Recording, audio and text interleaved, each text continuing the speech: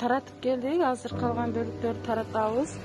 Бул жердин списокты жөнөтөм. Жанагылары азыркы кыргыздарга кайдыгер карабастан 18 дана көп жолу колдонуучу сиз каражаты жана 50 дана беткап жеткизип беришти. Биз лаборатория жамааты расчет беребиз. Рахмат сиздерге. Рахмат.